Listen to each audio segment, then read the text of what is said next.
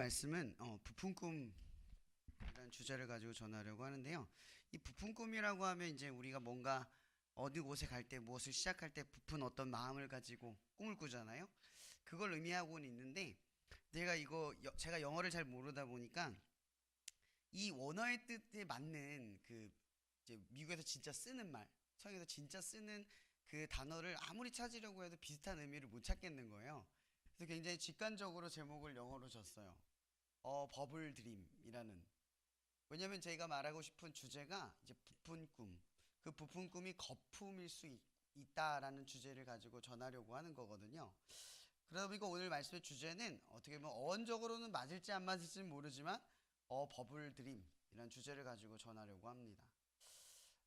이번 주에 제자가 한 세대를 다니는데 한 세대 채플의 강의 그 이제 설교 채플 설교가 있어서 수원에 다녀왔습니다. 제자 덕에 이제 수많은 신학생들과 한 세대에 있는 친구들 대학생 친구들과 이제 채플을 드리고 그리고 나서 이제 수원에 있는 신학교 제 알고 보니까 제자들이 수원에 있는 신학교 다 다니고 있더라고요. 그래서 세 군데를 다 갔어요. 첫 학교는 저기 이제 한 세대를 갔다가 점심 먹고 그리고 이동해서 한신대를 가고 또 한신대를 갔다가 또 모건대를 다녀왔습니다. 그런 일정 중에 저한테 참 인상 깊었던 얘기들이 있었어요. 그게 뭐였냐면 생각보다 많은 친구들이 겉으로는 멀쩡하지만 속으로는 그렇지 않다는 걸 많이 느꼈습니다. 혹시 그 에브리타임 그죠? 에타 아시죠? 에타에 보면은 비밀글이라고 있답니다. 익명으로 글을 올리는 방이 있대요. 교수님들 모르시죠? 들어갈 수가 없으시니까. 그 방에 들어가면 이런저런 삶의 어려운 이야기들을 한다고 합니다. 뭐 예를 들어 어머니가 이혼을 하셨는데 엄마 아빠 이혼하셨는데 너무 힘들다. 그 밑에 답글이 달리는 게 이런 수준이랍니다. 나도 겪었어. 시간이 지나면 괜찮을 거야. 이런 식의 답글이 쭉 달려 있다고 해요. 근데 그 이야기를 한신대 다니는 친구가 그걸 보고 너무 안타까운 마음에 저한테 이야기를 하는 거예요. 정말 저도 생각을 많이 했습니다. 근데 저 웃긴 게 뭔지 아십니까? 아마 교통대도 있을 거예요. 한신대 친구가 그 얘기를 하니까 한세대도 그런 글이 있다고 하고 그 친구가 그 얘기하니까 협성대도 있다고 합니다. 아마 교통대도 비밀글로 힘든 하소연을 하는 친구들의 이야기가 게시글로 올려있는 걸 볼 수 있을 거라는 겁니다. 제가 그거 보면서 많은 생각들을 했습니다. SNS를 보면 아주 잘 사는 것 같아요. 우리 대학생 친구들. 어느 때보다 대학생활을 그 라이프 생활을 잘 지키는 것 같은데 그 어두운 속내를 가만히 들여다보면 부풀어진 꿈 가운데 살아간다는 걸 느끼게 된다는 겁니다.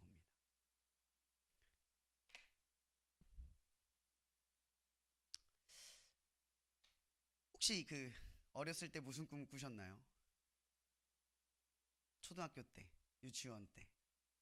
저는 뭐 교수님들 때랑 저랑 같을지 모르겠지만 저희 때에 이 꿈 꾸면은 부모님들이 인정을 하고 친구들도 인정을 하고 어느 곳에 가든 인정을 받았습니다. 그 꿈의 제목은 대통령입니다. 다 대통령을 꿨어요. 근데 아무도 대통령이 되지 않았죠. 그때 당시에 대통령에 대한 꿈을 꿨던 건 몇 가지 이유가 있었어요. 첫 번째는 대통령 정도는 말을 해야 꿀리지 않았어요. 야, 넌 꿈이 뭐니? 아, 그 대통령 정도는 돼. 오, 이랬어요. 또 하나는 어른들이 대통령 이러면 아유 역시 우리 아들 우리 딸은 큰 꿈을 꾸고 있어. 아 대단해. 인정을 받았죠. 아마도 제 어린 시절의 꿈은 다 인정 가운데 있었던 것 같아요. 제가 뭘 하고 싶은지, 뭘 좋아하는지, 내가 어떤 소질과 어떤 재능을 가졌는지는 상관없어요. 그 일을 할 때 재밌는지 재미없는지는 상관없어요. 그냥 부모님의 인정과 내가 받고 싶은 인정 사이에 꿈을 꿨다는 거죠. 저는 그런 꿈을 꿨던 것 같아요. 그러다 보니까 저는 되려고 했던 꿈을 언제쯤 접었는 줄 아세요? 초등학교 2학년 때 접었습니다. 애들이 공부를 너무 잘하는 거예요. 다 저보다 더 나은 사람이 될 것 같은 거죠. 초등학교 가기 전까지는 저는 대통령이 될 것 같았어요. 다 대부분 그랬을 거예요. 저보다 더 나은 사람들을 보고 나니까 앞에 나서기가 힘들더라고요. 저마다 부푼 꿈을 가지고 살아가죠. 이러면 이 캠퍼스의 대학원 신학이 아니죠. 그 대학원생들, 대학생, 교수님들 이 학교로 오실 때, 사역자로 제가 이 자리에 설 때 다 모두가 아마도 무슨 꿈을 꿨겠죠? 부푼 꿈을 꿨을 거예요. 부풀어졌다는 거죠. 제가 말하고 싶은 건 이거예요. 여러분들의 꿈이 부풀어지지 않았냐라는 거예요. 진짜 꿈은 뭔지 알고 있으세요? 여러분들의 꿈은 뭡니까? 우리는 제대로 된 꿈을 알지 못한 채로 세상이 만들어진 허울 속에 있는 부풀어진 꿈 가운데 살아가요. 그러다 보니까 우리는 그 어마어마한 괴리감 속에 살아가는 거죠. 여러분, 제가 초등학교 때 대통령이 되는 꿈을 꿔서 초등학교 2학년 때 들어가서 그 꿈이 무너지는 순간 아무것도 안 무너졌어요. 왜 아무런 절망감이 없었을까요? 그건 아무 생각 없이 꿨던 꿈이기 때문인 거죠. 근데 여러분들 이제 대학을 왔죠. 고3, 고1, 고2, 고3 하면서 가장 많이 시달린 건 아마도 성적이겠지만 성적보다 더 시달린 건 꿈이 뭐냐는 걸 거예요. 내가 뭐가 되어야 하냐는 질문 속에서 여러분 살았을 거예요. 그러다 보니까 우리는 꿈에 우리를 맞추는 삶을 살아가는 거죠. 내가 어떤 꿈을 꾸는지 중요하지 않아졌어요. 우리의 꿈은 대부분 사회적 합의에 의해서 좋다고 여겨지는 꿈을 꾸기 시작하는 거죠. 타자의 행복을 나의 행복으로 여기는 거짓 행복을 꿈꾸는 사람들이 되어져 가고 있는 거예요. 이것이 우리의 부풀어진 꿈이라는 겁니다. 여러분들이 꿔야 할 가장 중요한 꿈은 여러분들이 뭘 좋아하고 뭘 싫어하고 무엇을 할 때 집중력이 좋고 어떤 것을 할 때 의미를 찾는 그런 일들을 찾아야 한다는 거죠.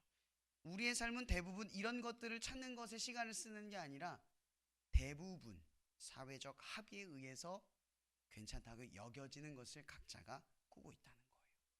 알게 모르게 그런 꿈을 쫓아가고 있는 거예요. 저는 문득 그런 생각이 듭니다. 대학생에 들어온 친구들이 왜 포부가 없었겠습니까?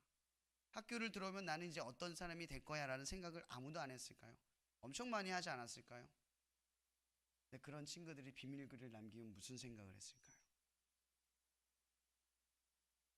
여러분, 꿈은 허상입니다. 꿈이 부풀어지면 안 돼요. 여러분, 좋은 꿈을 꾼다고 좋은 삶을 사는 거 아니죠? 그죠? 꿈을 이룬다고 더 나은 인생이 되는 게 아니에요. 꿈이 없다고 나쁜 인생도 아닙니다. 꿈을 이루지 못한다고 해서 인생이 아닌 것도 아닙니다. 여러분, 꿈을 부풀리지 마세요. 인생에 있어서 꿈은 조각에 불과합니다. 아멘? 우리가 이것에 대해서 나누고 싶은 거예요. 여러분, 우리는 꿈이라고 하는 것, 즉 현실에는 없지만 먼 미래에 이루는 그것을 바라보면서 우리의 주어진 현실에 대한 감사와 기쁨은 상실한 채 살아가요. 대부분 그 부풀어진 꿈만 바라보다가 내게 주어진 것이 감사하고 누리지 못하는 상황 속에서 늘 불평과 불만, 허무함과 허탈함, 부족함과 연약함, 다른 사람과의 비교 속에서 살아간다라는 겁니다.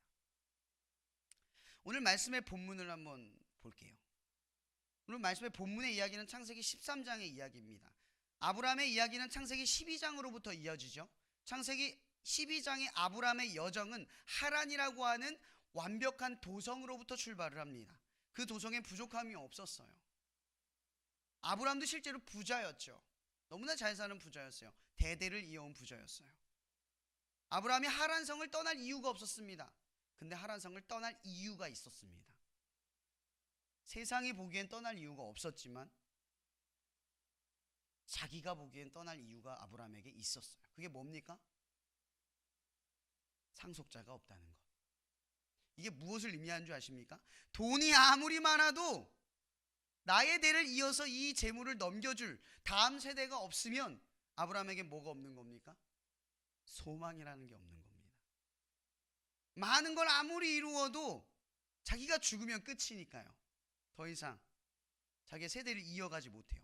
지금의 세대 사람들은 잘 이해할 수 없는 말이지만 이 세대에 살아가는, 고대 근동에 살아가는 사람들은요, 가족을 많이 이루고 그것을 번성해서 대대를 이루는 것이 가장 중요한 복으로 여겼던 시대예요.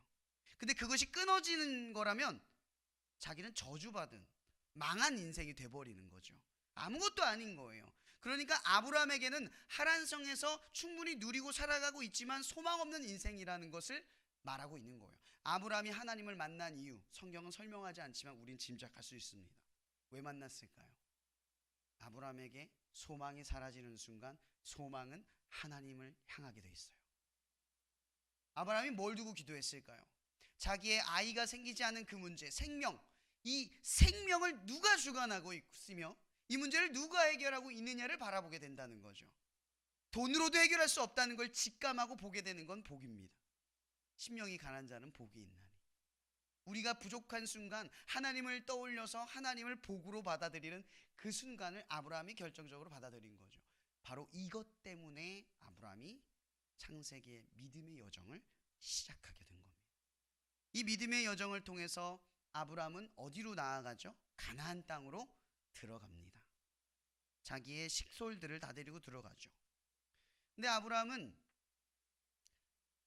이 가나안 땅에 들어간 다음에 하나님께서 그의 길을 어떻게 끌어가실지 전혀 설명한 바가 없습니다. 아브라함은 그냥 들어간 거예요. 가라 했으니까 들어간 겁니다. 그럼 보통 보십시오. 여러분, 하나님이 여러분들에게 대학교 들어가라, 뭐 어디 가라 해서 갔어요. 하나님이잖아요. 그럼 잘 되어야죠. 그죠? 거기가 내가 원하는 곳이어야죠. 하나님은 완벽하신 분이니까. 근데 아브라함은 창세기 12장에 어떻게 설명하냐? 그 땅에 기근이 생김으로 아브라함이 남방으로 점점 내려갔더라 라고 설명되어 있습니다. 아이러니하지 않으세요? 하나님이 우리에게 가라고 한 길이 형통한 길인데 그 형통한 길은 기근이었어요. 가나안 땅에 기근이 생긴다는 게 어떤 의미인지 아십니까? 그것은 죄다 반석이에요. 돌이라는 거죠. 지하수에 물이 있어요. 물이 내리지 않으면, 비가 내리지 않으면 물이 땅에 있는 게 아닌 거예요. 그러니까 기근이 많았다라는 건 물이 없는 그곳에서 버티다 조금씩 내려갔다는 거죠. 근데 여기서 중요한 단서 하나를 찾을 수가 있습니다. 아브라함은 이렇게 질문해 볼게요. 여러분들은 힘든 일이 생기면 원래 있었던 지점으로 돌아가는 게 편하세요? 아니면 다른 데로 가는 게 편하세요? 어떠세요? 예전에 있던 곳으로 다시 가는 게 편하죠. 익숙한 길이니까, 했던 일이니까. 근데 아브라함을 보세요. 아브라함은 비록 연약했지만 포기하지 않았다는 증거가 있습니다. 그가 점점 남방으로 내려갑니다. 하란성은 오른쪽에 있어요. 근데 아브라함은 점점 내려가요. 성경은 또 이걸 점점이라고 표기를 하죠. 왜 점점일까요? 기근이 생기자마자 불이 나게 애굽 땅으로 도망간 게 아니라 버티다 못해 어디 갔다고요? 애굽 땅에 도착했다는 얘기입니다. 믿음이 없어서 애굽 땅을 간 게 아니라 믿음이 있어서 그곳까지 갈 수 있었다는 겁니다. 분명 그곳에 간 건 죄입니다. 그의 연약함의 결과입니다. 그러나 하나님께서 인도하신 것은 이것까지도 의도하고 계셨다는 걸 기억하셔야 한다는 거죠. 하나님이 우리에게 주려고 하는 것이 무엇입니까? 생각을 한번 해보세요. 하나님께서 가나안 땅에 들어가게 하셔서 그가 원하는 것을 주지 않으시고 기근으로 그 믿음의 연약함을 가지고 있는 아브라함이 질질 끌고 애굽 땅까지 가게 만든 하나님의 의도가 뭘까요? 바로 애굽 땅에서 바로 왕에게 아내를 빼앗긴 다음에 일어난 일입니다. 성경은 여기서 또 설명하지 않습니다. 아브라함이 누굴 뺏기죠? 바로 왕에게 자기 아내 사라를 뺏겨요.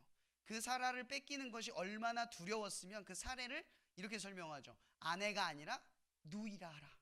가면 누이라 하라. 여러분, 큰 죄입니다. 엄청난 죄예요. 근데 이것을 아브라함이 아무런 서슴없이 사례에게 시켰고, 사례는 그것에 순종하고 바로 왕에게 갑니다. 근데 그날 밤 기적이 나와요. 성경은 잘 안 나옵니다. 그날에 애굽 땅에 재앙이 있었으므로 바로가 그의 아내 사례를 아브라함에게 돌려줬다라고 설명되어 있어요.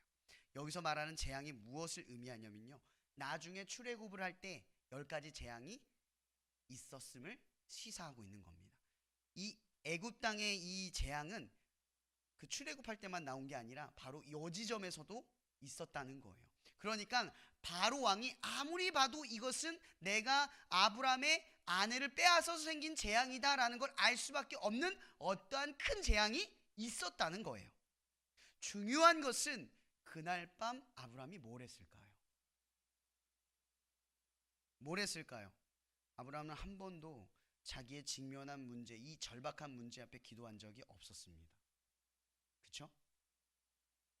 그렇다는 건 이 문제 앞에 아브라함이 처음으로 이 직면한 문제 앞에서 하나님밖에 할 수 없다는 사실 앞에 엎드렸다는 걸 우리는 추측해낼 수 있어요.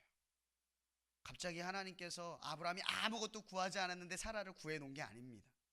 그날 밤 아브라함은 아내를 빼앗긴 그 다음 자기의 연약함과 죄악을 끊임없이 내려놓으며 하나님께 무엇을 했을까? 이것이 우리가 보아야 할 지점이라는 겁니다. 그렇게 사라는 아브라함에게 돌려지게 됩니다. 그리고 오늘 본문 13장의 이야기는 바로 아브람과 롯의 이야기입니다. 같이 있었어요. 그들은 애굽 땅에 있다가 애굽 땅에 어떤 일이 벌어졌냐면 그곳에서 풍요로워졌다라고 또 성경은 설명하고 있어요. 애굽 땅에서 돈이 또 많아진 거예요. 그렇게 어디를 나왔냐면 애굽 땅을 나왔어요. 근데 애굽 땅을 나온 이유는 설명하지 않는데 성경은 설명합니다.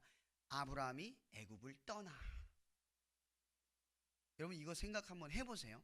직관적으로 그 당시에 애굽의 땅은 그 도시 그 하란 땅은 문명의 도시입니다. 제가 이걸 많이 비유하는데 서울이라고 생각해 봅시다. 충주에 있다가 서울을 갔는데 집이 100평, 빌딩이 10채, 돈은 100억이 있다고 쳐봅시다. 누가 가끔 저한테 그 얘기하거든요. 아유, 충주에서 돈만 있으면 살기 좋아. 제가 또 이런 말을 해줍니다. 돈 있으면 어디든 살기 좋아. 아닌가요? 제 말이 틀린가요? 맞죠? 그 말 자체가 틀린 거예요. 생각을 한번 해보세요. 아브라함과 롯이 돈이 많아요. 그 땅에 정착을 했고 이미 누릴 것들이 많은 그곳에서 떠났어요. 아브라함이 왜 떠났을까요? 왜 떠났을까요? 기억하세요. 아브라함은 소망이 없기 때문입니다. 뭐가 없다고요? 소망이 없어요. 애굽 땅에 소망이 없는 거예요. 왜? 상속자, 대를 이을 자손이 없기 때문에. 그것 때문에 아브라함이 떠난 거예요. 왜? 아브라함에게 필요한 건 지금 하나님을 붙드는 것밖에 없으니까요. 점점 아브라함은 하나님께 기울어져 가고 있어요. 세상의 소망을 떠나 하나님을 붙들 수밖에 없는 그 절박함의 상황 속에 살아가고 있다는 거죠. 그렇게 떠났습니다. 그렇게 떠나자마자 어떤 일이 벌어지냐? 그들에게 소유가 많음으로 롯과 아브라함이 함께 할 수 없었더니 라고 시작하는 겁니다. 그리고 오늘 본문 10절에 이렇게 말합니다. 이에 롯이, 조이가 섞였네요. 네. 이에 롯이 눈을 들어 요단 지역을 바라본지 그곳이 에덴 동산 같았더라. 이거죠. 너는 좌하면 내가 우하고 네가 우하면 내가 좌할게, 이런 거죠. 여러분 아브라함이 왜 롯에게 쉽게 양보를 할 수 있었을까요? 그가 믿음이 좋아서거나 자비심이 많아서가 아닙니다. 그에게 지금 좋은 성품이나 믿음이 있는 게 아니거든요. 생각해 보세요. 롯은 유일한 상속자예요. 어차피 아브라함이 죽으면 누구 줍니까? 롯 주는 거 아닙니까? 롯이 갖는 겁니다. 그러니 좌나 우나 아무 상관이 없는 거예요. 롯이 오히려 잘 되는 것이 아브라함에게 좋은 거죠. 믿음에 없는 눈으로 바라보는 겁니다. 그렇게 아브라함과 롯이 갈라져요. 근데 중요한 건 이겁니다. 롯이 눈을 들어 어디를 봅니까? 소돔 땅 근처를 봐요. 거기가 에덴 동산 같대요. 에덴 동산이 아닌데 에덴 동산 같대요. 그의 눈에 보기에. 근데 에덴 동산이 뭐죠? 하나님과 함께하는 땅이에요. 그걸 상징하고 있는 거잖아요. 그죠? 그러면 아브람, 이 롯이 보기에 이 소돔 땅, 그러니까 잘 사는 이 도시는 하나님의 땅처럼 보였다는 거예요. 하나님과 함께할 땅. 보는 눈이 다른 거죠. 왜죠? 롯은 자기의 소유를 원하기 때문입니다. 뭐라고요? 자기의 소유를 원하기 때문이에요. 그의 소망은 자기의 소유입니다. 부푼 꿈을 가지고 소돔 땅으로 가는 거예요. 이제 저 갈라지면 이제 누가 남습니까? 아브라함이 남습니다. 이 아브라함의 마음이 어땠을까요? 유일한 상속자이자 잘 따라왔던 롯이 자기를 떠났어요. 여러분 같으면 어떤 심정이겠어요? 15장 1장에 보면 잘 나오지 않지만 15장에 이래요. 이후에 여호와의 말씀이 환상 중에 아브라함에게 임하여 이르시되 아브라함아 두려워하지 말라 나는 내 방패요 너의 지키는 상급이라. 갑자기 이 말씀을 하세요. 근데 여기 아브라함이 뭘 했다고 또 설명 안 해요. 뭘 했을까요? 우린 추측을 해야 돼요. 뭘 했을까요? 롯이 떠난 그 순간 아브라함은 뭘 했을까요? 현실적으로는요, 지금 아브라함에게 뭐가 필요하냐면 믿음을 갖기 위해서 그가 가진 소유를 떨쳐내야 돼요. 롯이 제거돼야, 두려운 말이지만 롯이 제거돼야 하나님이 그를 유일한 존재로 회복시킬 거라는 걸 경험할 수 있어요. 롯이 아직 옆에 있으면 이 아브라함의 머리의 생각 속에 뭐가 있냐면 롯이 자기의 상속자를 이을 사람으로 보이는 거예요. 근데 그가 없어져야 뭐가 보여요? 하나님만 보이는 거예요. 점점 하나님은 지금 아브라함을 어떻게 끌어가십니까? 하나님만 보이게 끌어가고 계시는 겁니다. 그리고 하나님은 오늘 아까 방금 읽어드렸죠. 15장 1절의 말씀을 잘 보세요. 뭐라고 말하냐면 나는 내 방패요 너의 지극히 큰 뭐예요? 상급이다. 이게 무슨 뜻이에요? 롯의 소유는 자기의 소유가 소망이었어요. 근데 하나님이 이 아브라함에게 뭘 말하냐면 나는 너의 소유야 이 뜻이에요. 너의 소유는 나야 이거죠. 하나님은 우리에게 진짜 꿈을 알려주세요. 우리가 꿔야 할 꿈이 뭔지를 보여주는 거예요. 우리의 삶을 구원한 건요, 돈도 명예도 꿈도 아닙니다. 우리는 이미 충분히 가졌음을 아는 거예요. 그렇기에 우리가 이 충분히 가졌음을 날마다 상기시키시며 꿈과 세상 사이에서 우리를 비교하고 우리를 깎아내리는 그 모든 것으로부터 자유하게 하는 믿음이 필요한 겁니다. 아브라함에게 진짜 필요한 건 뭡니까? 더 이상 내 주변에 어떤 방식과 방법으로 상속자를 만드는 기회를 찾아내는 쓸데없는 잔꾀가 아니라 하나님을 바라보면서 그분을 소유하면서 진짜 내게 뭐가 중요한지를 바라보고 가는 거라는 거죠. 이것이라는 거예요. 우리는 지난주에 말씀을 나누면서 이 얘기를 했습니다. 복음은 반전의 이야기입니다. 죽음을 이기신 예수, 우리의 삶을 회복하실 예수, 우리의 절망감 속에서 우리를 건져주실 예수, 나도 해결하지 못할 인생의 문제를 반드시 이겨내게 하실 예수. 여러분, 이것이 복음입니다. 여러분, 하나님을 소유로 삼는다라는 건 바로 이 얘기입니다. 여러분의 삶에는 이해할 수 없는 기근이 있을 수 있고요, 이해할 수 없게 바로함과 같은 큰 장벽에 붙들려 무언가를 빼앗길 수도 있습니다. 그러나 기억하십시오. 그 순간마다 아브라함이 무엇을 했는지를 우리는 기억해야 합니다. 연약해서 넘어지고 빼앗겨도 상관없습니다. 점점 떠밀려가도 상관없습니다. 그러나 하나님을 바라는 마음을 잃어버리지 않아야 합니다. 왠지 아십니까? 우리는 그것을 통해서 인생의 가장 중요한 진리를 알게 됩니다. 바로 하나님이 하나님이라는 사실입니다. 하나님이 하나님이라는 사실은 여러분의 삶에 내가 가진 재능과 소질과 역량으로 해결할 수 있다고 믿는 모든 허무함으로부터 우리를 더 지혜롭게 만드는 일입니다. 여러분, 가능성을 보지 못하는 것은 오히려 우리의 가진 것인지 모릅니다. 아마 아브라함이 롯을 버리지 못하고 상속자로 여겼다면, 하나님이 그의 곁을 떠나지 않게 만들었다면 이 아브라함은 이삭이 출생하는 것을 경험할 수 없었을 겁니다. 왜? 그의 한계는 롯이기 때문에. 하나님은 여러분의 한계를 제거하시고 한계 없는 여러분의 삶을 만들어 가십니다. 이삭은 기적입니다. 이삭의 이름은 무슨 뜻인지 아시죠? 기쁨, 웃는 자라는 뜻입니다. 여러분 기억하십시오. 우리의 삶은 이삭에 도달하지 못하는, 상상할 수 없는 평범한 삶입니다. 그러나 믿음은 그 이삭, 그 기쁨을 맛볼 수 있는 믿음의 여정을 우리에게 만드신다는 겁니다. 여러분 힘들어할 수 있습니다. 어려워할 수 있습니다. 괜찮습니다. 그러나 믿음을 잃어가지 마십시오. 믿음이 여러분을 반드시 좋은 길로 이끄실 것입니다. 저는 이 비밀글의 이야기를 던지면서 여러분에게 이야기하고 있습니다. 여러분 그 글을 쓴 친구들은 위로를 바라고 조언을 얻고 공감을 얻기를 바랄지 모릅니다. 그러나 기억하십시오. 정작 그들에게 필요한 건 복음입니다. 왜냐하면 복음은 살아있는 이야기이며 우리의 삶의 반전을 만들 수 있는 이야기이기 때문입니다. 위로한다고 인생이 바뀌지 않으며 공감한다고 그 마음이 해소되지 않습니다. 그러나 복음은 우리의 삶을 바꿉니다.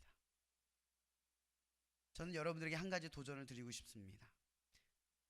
비밀글의 일을 떠올리며 어떤 이가 그 비밀글을 쓸 수 있는 사람이라는 걸 생각하길 바랍니다.